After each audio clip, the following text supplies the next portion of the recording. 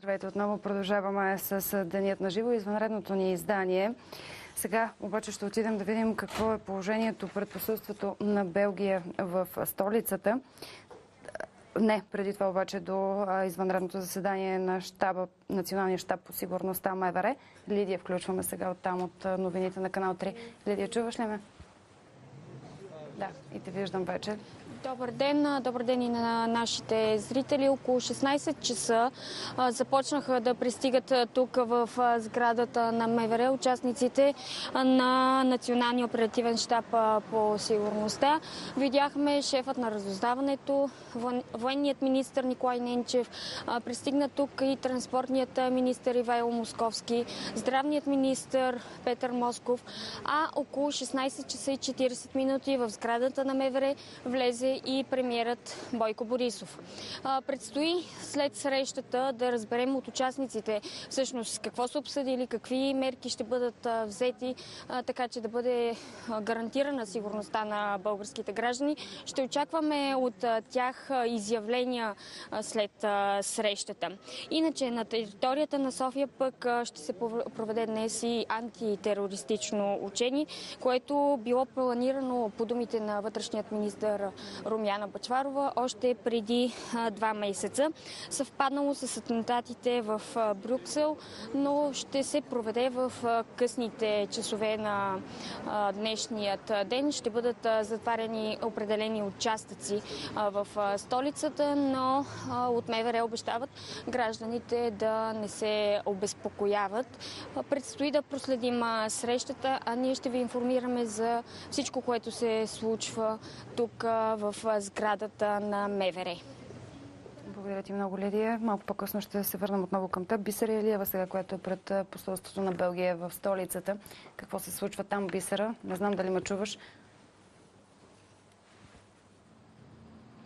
Добър ден, Майя. Добър ден и на зрителите на канал 3. Буквално преди няколко минути 2 жени дойдоха. Те бяха първите 2 жени, които оставиха и цветя пред посолството на Белгия у нас. Иначе, както разказахме и по-рано на нашите зрители, обстановката около посолството като цяло е спокойна, но в последния 1 час тук от една кола на жандармерията, специализирани коли, всъщност колите станаха 2. Непрекъснато тук обикаля и още една специализирана кола на жандармерията, за да осигурява безопасността на посолството, което се намира на улица Джеймс Балчер. Това, което знам, поне потвърдена информация, е, че всички служители на посолството са евакуирани, посланникът също е евакуиран, а това, което виждате, са засилени мерки за сигурност. 2 жени дойдоха да оставят карамфили. Предполагам, че към края на работния ден, което е може би след около 15-20 минути до час, тук ще има все повече и повече хора, които ще оставят цветя в знак на съпричастност към близките и към близките на загиналите при днешните атентати в Белгия. Спомняте си, когато станаха атентатите в Париж, посолството на Франция беше затрупано с хиляди и хиляди цветя и свещи в знак на съпричастност и в знак на това, че Франция няма да се даде на терора. Предполагам, че същото ще се случи и малко по-късно днес тук пред посолството на Белгия у нас. Иначе като цяло обстановката тук е спокойна. При хора, които дойдат да остават цветя, веднага имаме готовност за включване директно от посолството. Това е за сега от тук. Майя, обратно към теб. Благодаря ти много, Бисера Илиева от посолството на Белгия в столицата. Както разбрахте, днес то не е отворило врати и за момента така няма много хора там. Очакваме след малко включване от летището, за да видим дали мерките за сигурност вече са засилени. Пламен Петров е на линия вече. Пламене. Здравей, Майя. Здравей. Кажи ми дали има засилени мерки за сигурност при теб на летището. Ами това, което можем да кажем е от момента, в който пристигна нашия екип на летището още в обедните часове, че реално погледнато мерките са засилени в обичайния си вид, каквито са и през останалите дни. Нашия екип се натъкна на момент, в който полицейско куче специално беше доведено за оглед на един от стрелените джипове тук в района на терминал 2, но за щастие нямаше нищо съмнително в този джип и съответно полицейското куче си беше прибрано обратно в полицейската своята кола. Иначе като цяло се разкарват служители на гранична полиция с автомати, с бронирани жилетки и, както ви казах, и с полицейски кучета. Има засилени мерки, разбира се, но според служителите на реда тук на летище София, те са обичайни, както всеки един ден. Това, което можем да кажем на нашите зрители, че няма отменени полети. Всички полети се изпълняват по предварително разписание, а единствено полета, който трябва да замине след около в 17:40 за Брюксел, той е отменен, така че тези пасажери, които имат билети, трябва да се свържат с екипите тук на летище София, за да разберат евентуално по какъв начин те ще могат да се придвижат до Брюксел, именно заради атентата, който днес беше извършен в белгийската столица. Този същия полет, разбира се, няма да се върне и обратно в 23:55 обратно на летище София. Иначе като цяло в сутрешните часове полет за Брюксел все пак е излетял, само че той е каснал на летище Шарлеруа в Белгия, след което обратно полетът е пристигнал в България в 12 часа и 15 минути. Всички, разбира се, без проблеми, както ви казах, засилени мерки, но като цяло обстановката на летище София е спокойна. Всички полети и от терминал 1 и от терминал 2 се изпълняват по предварително разписание. Още нещо свързано с летище София, като информация за зрителите на канал 3, че колетните пратки, които трябва да пристигнат от Брюксел за София, респективно от Белгия за България, ще имат забавене, така че онези, които чакат евентуално такива пратки, могат да бъдат спокойни. Те все пак ще пристигнат, но с закъснение. Единственото, което можем да пожелаем на тези хора, които чакат такива пратки, да имат търпение. Те ще си ги получат, но с закъснение. Още веднъж повтарям, мерките, които са тук на летище София, са обичайно за всеки един изминал ден, но като цяло обстановката е спокойна на летище София, терминал 1 и терминал 2. Това е тук от Майя към теб. Много, Пламен Петров. Чухте само един отменен полет до въпросното потърпеващо летище в Брюксел. Другият обаче е пристигнал там на време, естествено не на същото летище, бил пренасочен към друго. Радослав Константинов обаче, един българин, състезател по колоездене, който живее в Брюксел. Включваме сега на живо оттам. Здравейте, господин Константинов. Къде ви намираме и къде ви завари днешния атентат? Значи, днес атентат ме завари точно на трансферния сектор на летището на Брюксел, на път за Марсилия. Не станах пряк свидетел на взрив или нито чух на такъв присъстващите, но ни осведомиха, че има взрив и ни евакуираха. Може би около 3000 човека сме евакуирани в една сграда, която по принцип е за ремонт на самолети. Така, как се случи евакуацията? Имаше ли паника по време на нея? Не. Всичко беше много спокойно. Организацията на самото летище, хората бяха доста явно подготвени за подобно нещо. Аз дори научих от българка, работеща на един от магазините.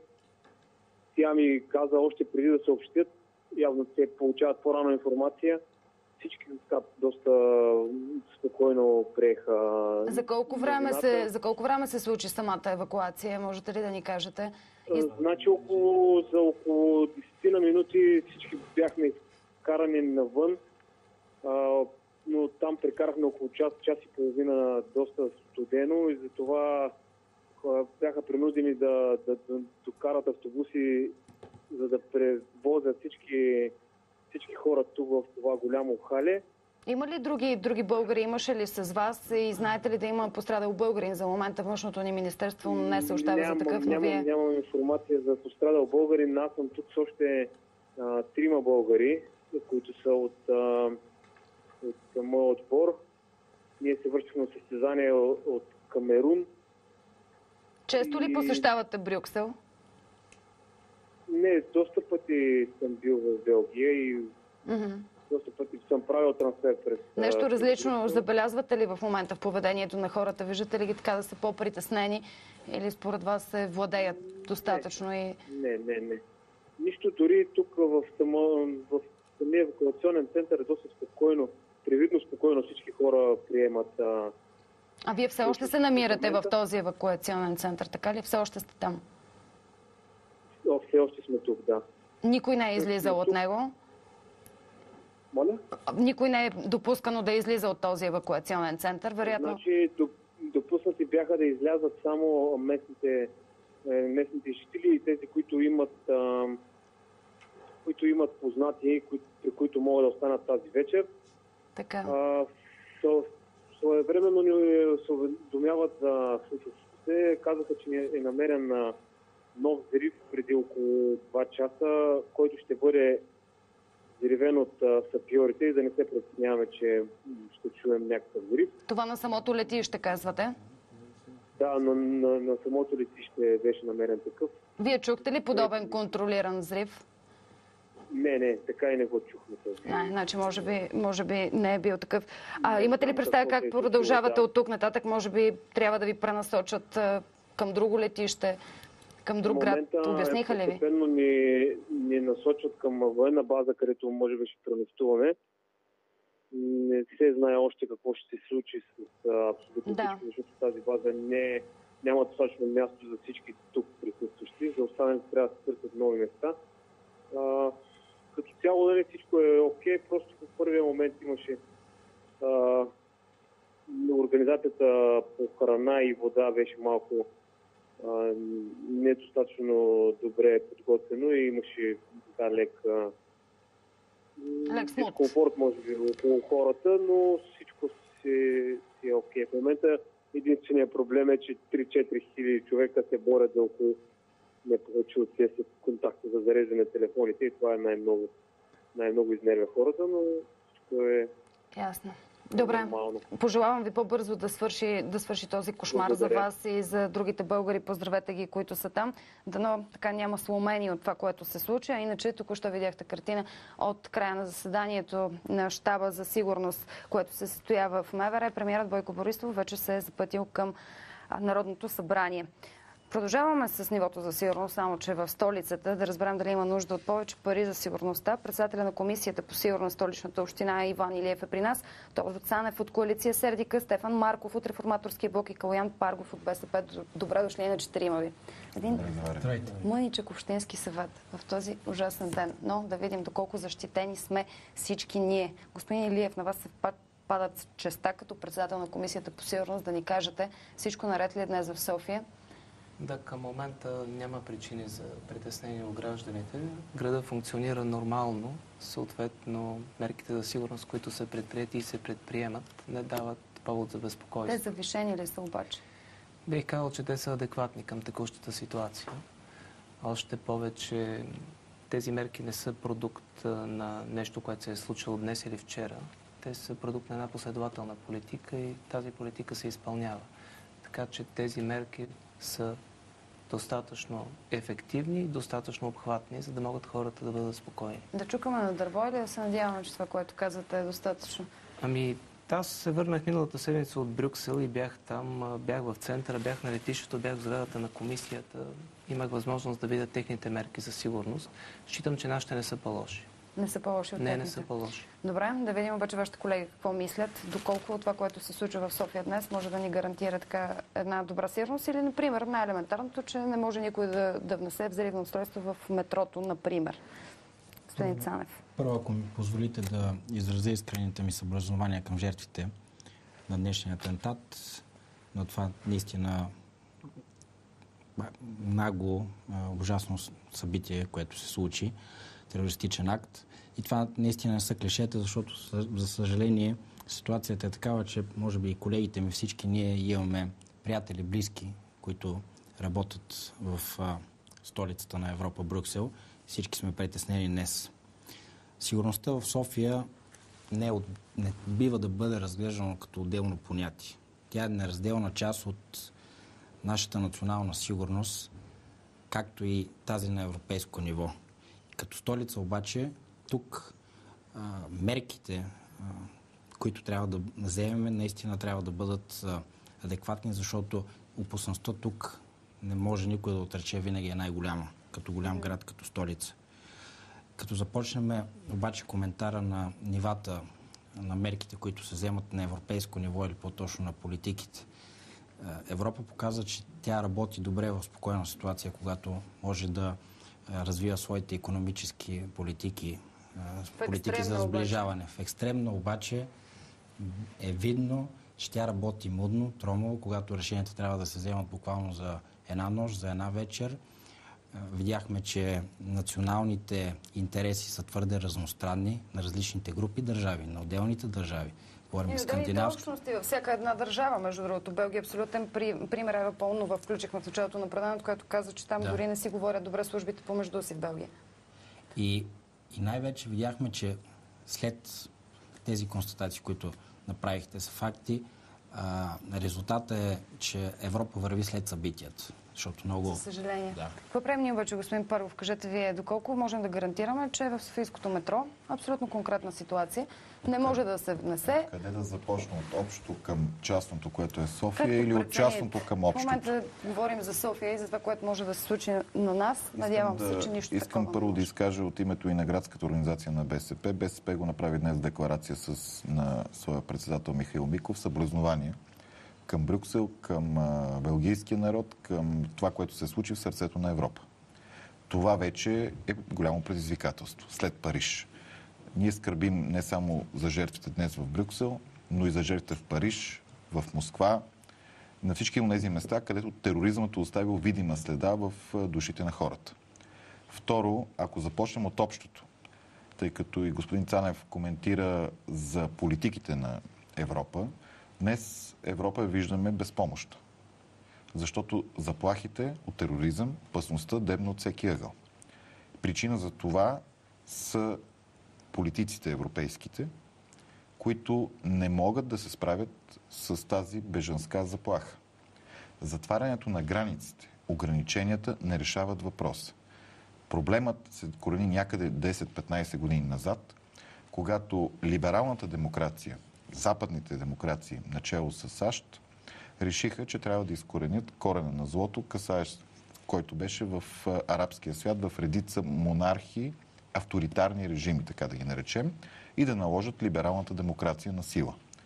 Това, видимо, е неуспех в този опит, следствие на което днес сме свидетели на всички тези проблеми.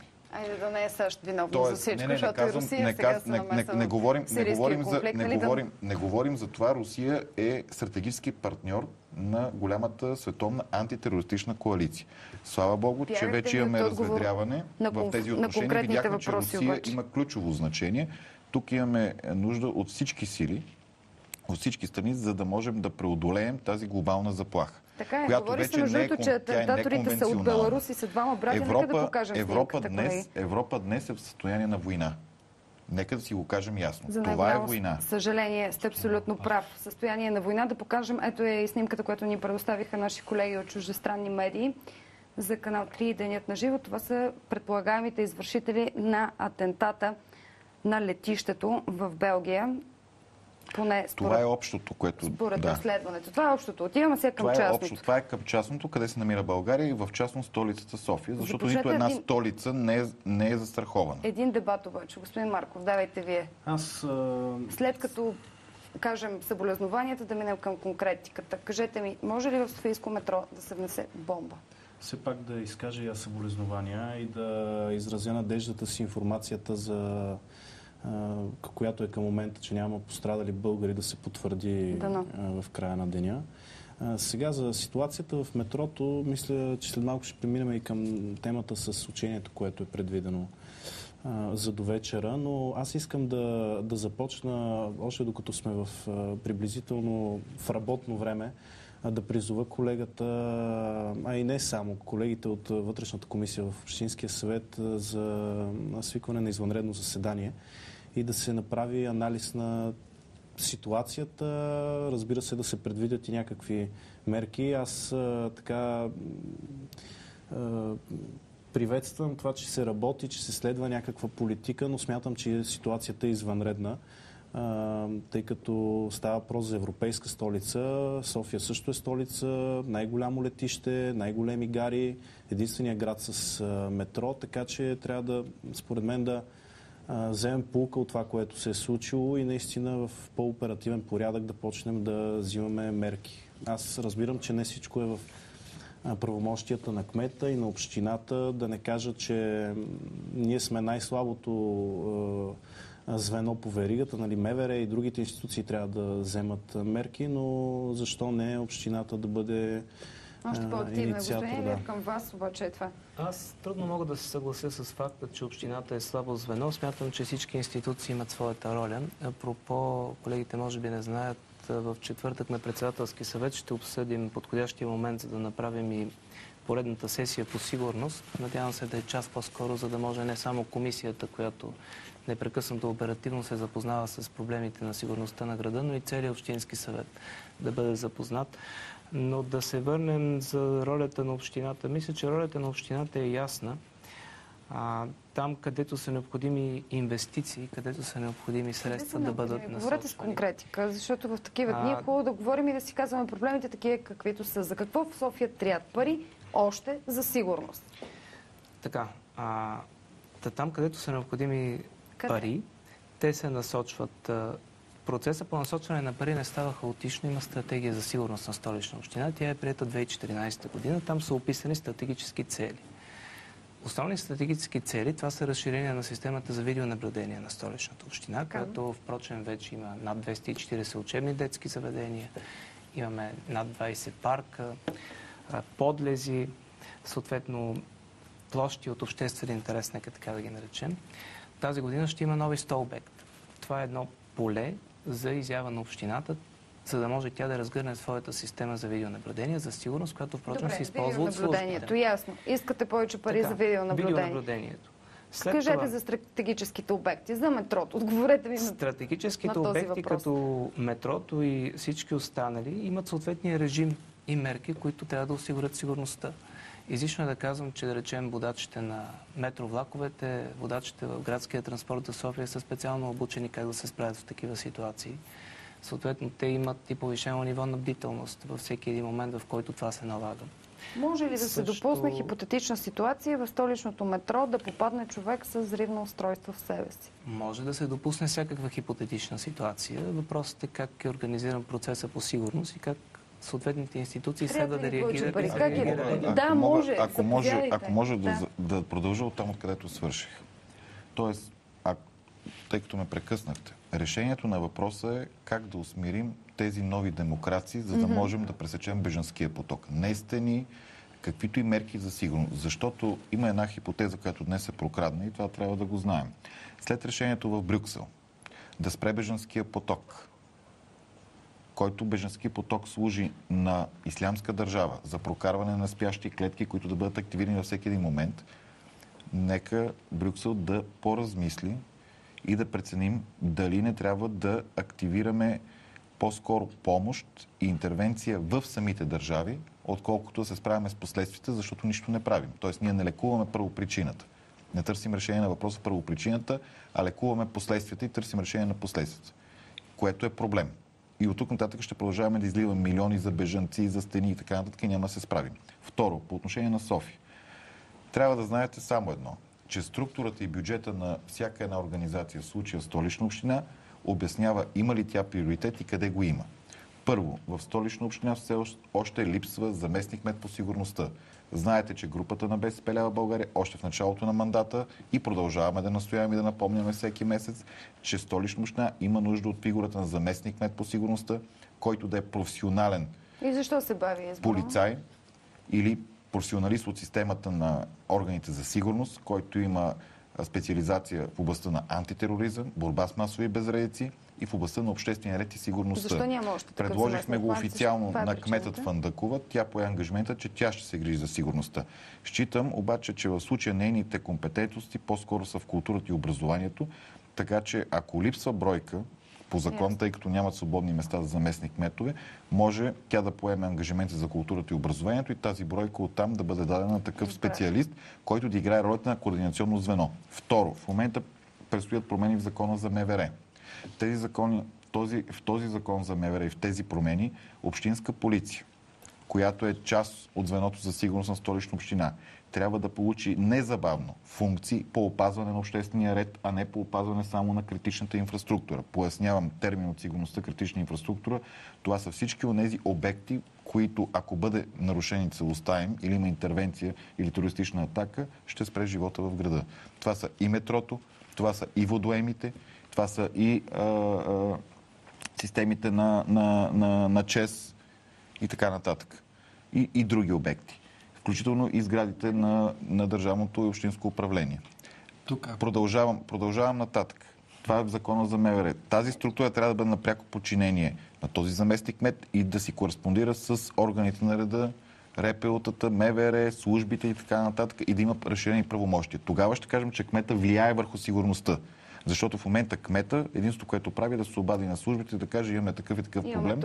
Дайте да координираме и да осведомяваме. Тази сесия по сигурността ще бъде поредното изслушване на доклад на шефа на СДВР или на главния секретар на МВР или на министъра Бъчваров, ако ни уважи с присъствието, но тя няма да доведе качествено до промяна.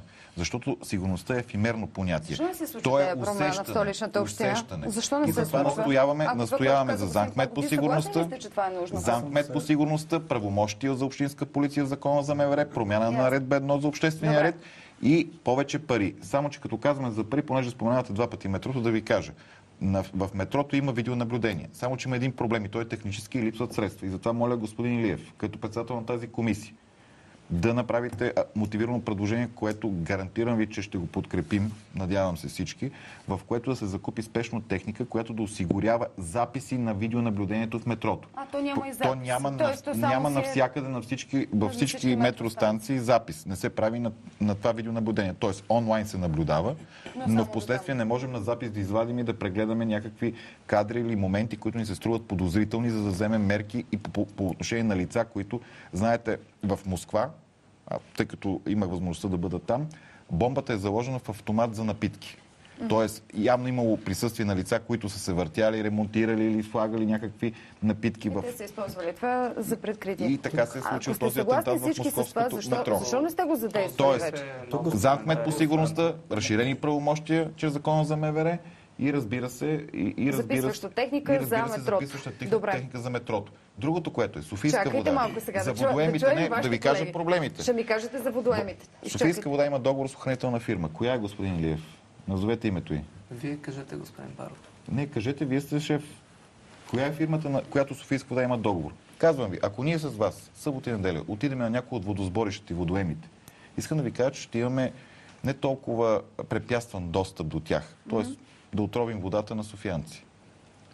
Не давайте такива идеи, но за съжаление казвам го, можем да си направим с вас двамата експеримент. Да се разходим някъде по Драгалевци и да отидем до водосборището. Ще бъдем ли...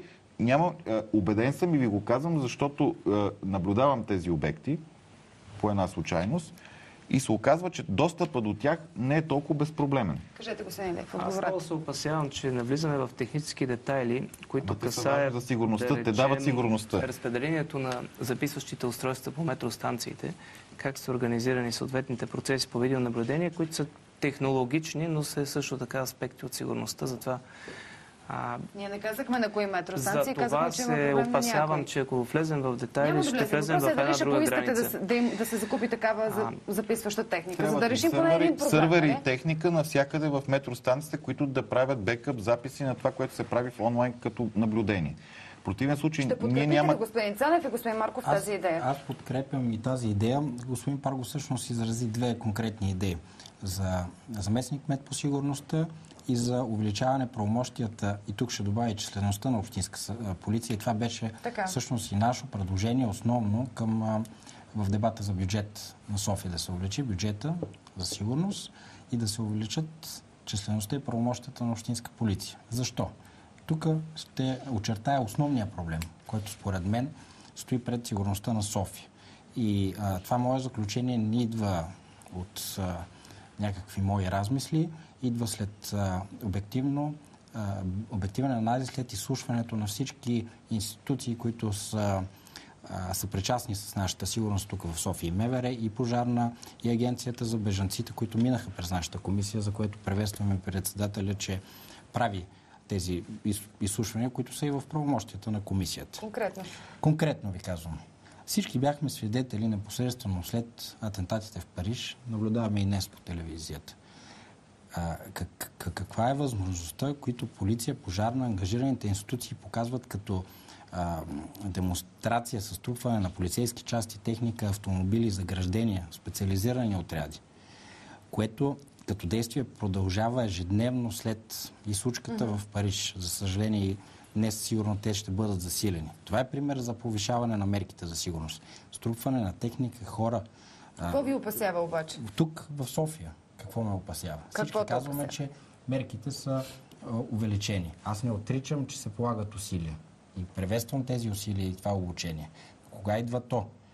Когато погледнем ситуацията, че районните управления страдат от хроничен недостиг на технически, на човешки ресурс, когато си дадем ясна сметка, че за 2015 година са напуснали над 300 служители, когато знаем, че районните управления са неокомплектовани, че има изчерпани лимити за извънреден труд, че има огромен процент технически неизправни автомобили, че има тромави процедури по осъществяване на нови конкурси за попълване на този състав, който е необходим, защото той не достига в момента. Как да увеличим? Аз задавам въпроса. Казва, че мерките са добри. Ако само изслушай ви, господин Паргов, само да кажа, как да увеличим мерките за сигурност, когато има недостиг на човешки и технически ресурс, който да изпълнява ежедневните си правомощия?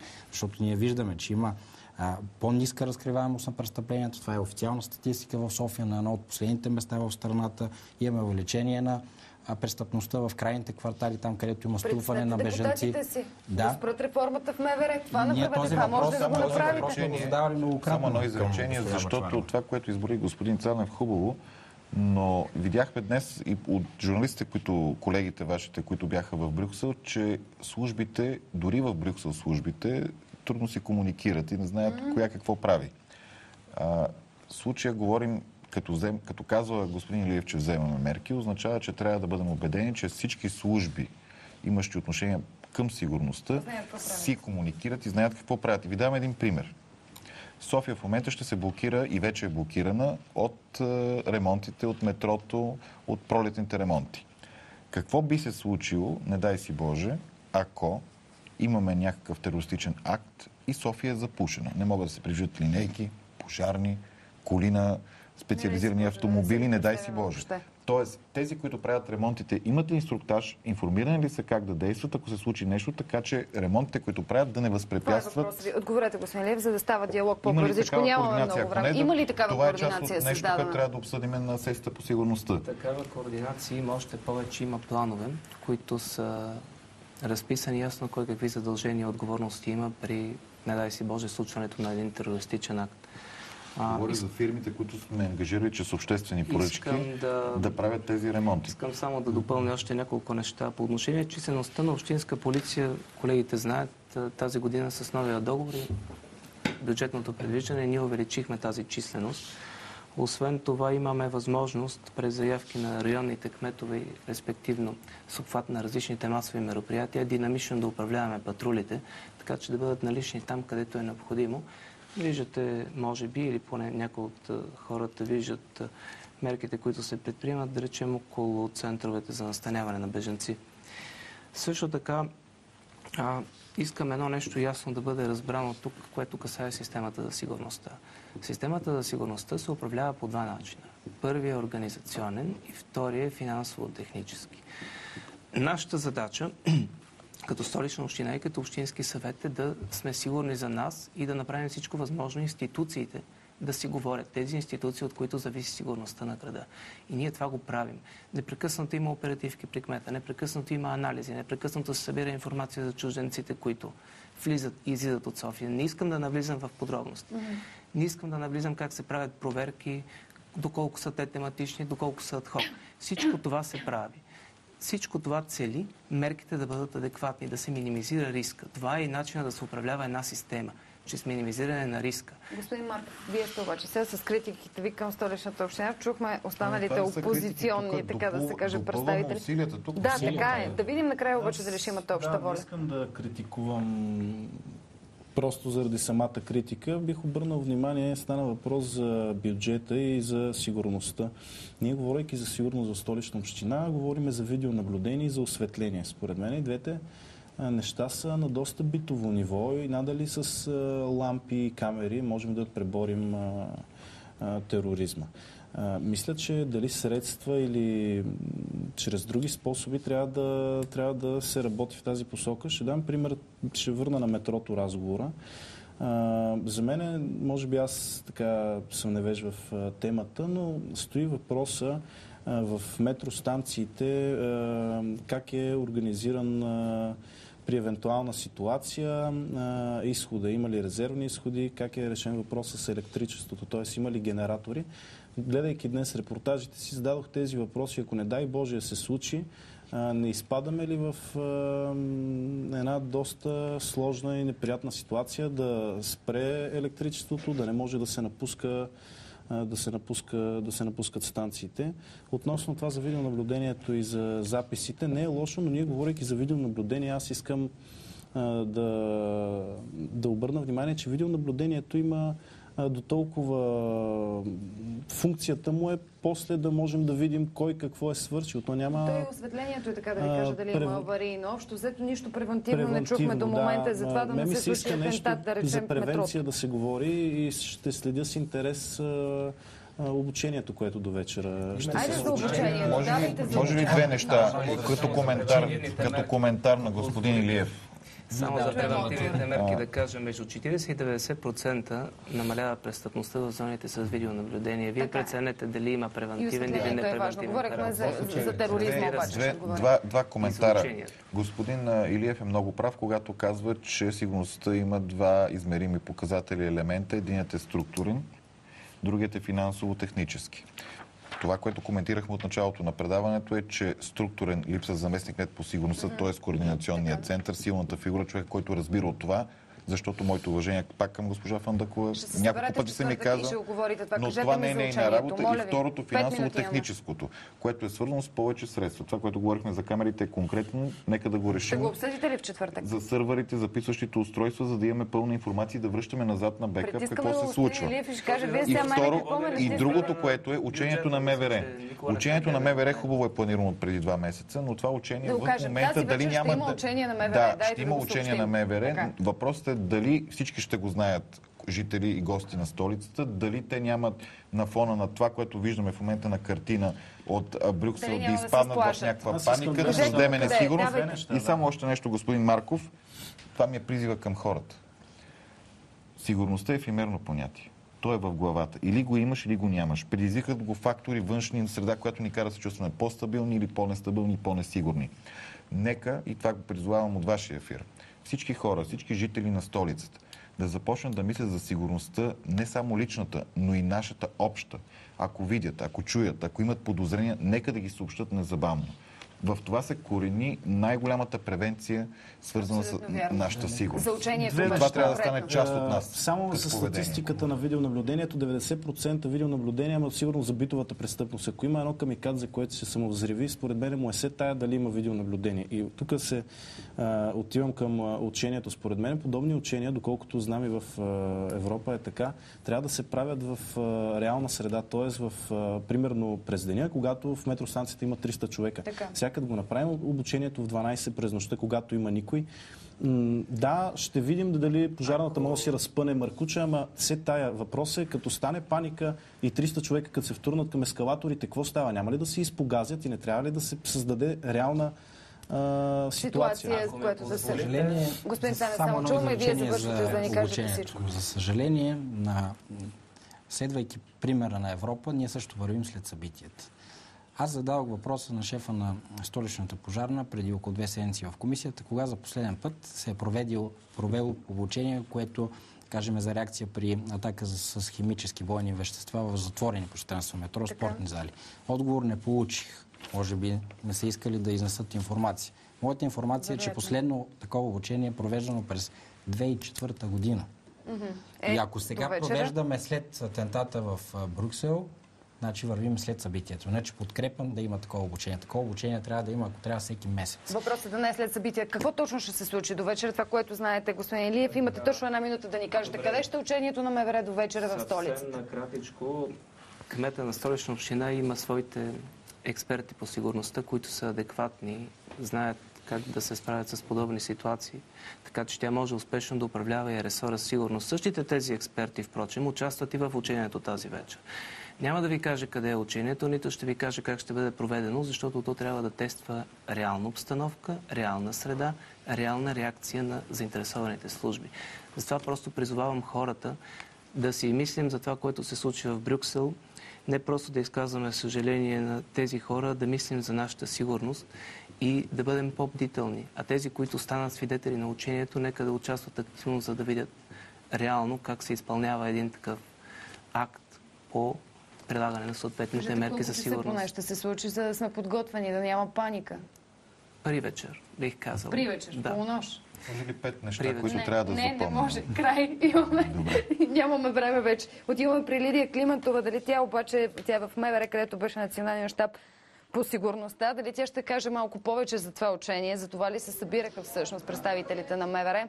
Слушаме те, Лидия Цис. Преди около половин час приключи заседанието на Националния оперативен щаб по сигурността. Голяма част от участниците, всъщност почти всички без премиера Бойко Борисов, все още са тук в сградата на МВР.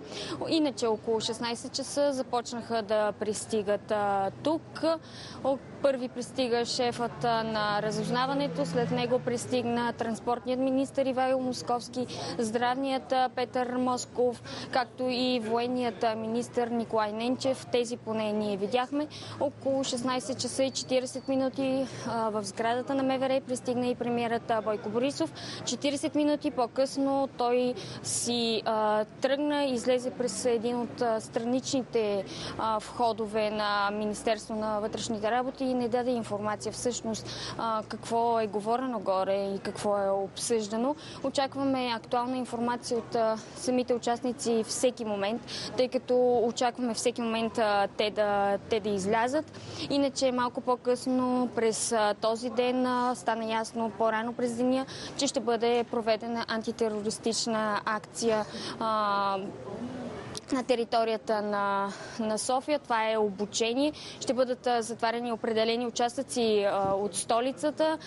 Ще бъде провеждана и на територията на столичното метро. Малко по-рано ви направихме свидетели на това какви са мерките за сигурност там.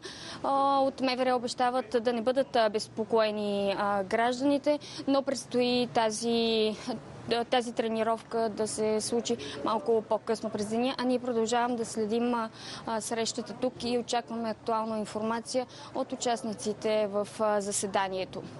Благодаря ти, Лидия. Това, по което пък ние разбрахме, че тази вечер ще има учение голямо на МВР и на службите за сигурност в столицата, къде ще е то, обаче все още е тайна. Бюджета на МВР за сигурност очевидно пък намалява. Очертаха се основните проблеми тук при нас в студиото. Очакваме в четвъртък заседанието на Столичния общински съвет, да видим дали част от тях ще бъдат решени и има ли някакъв смисъл от обсъждането на тези теми всъщност.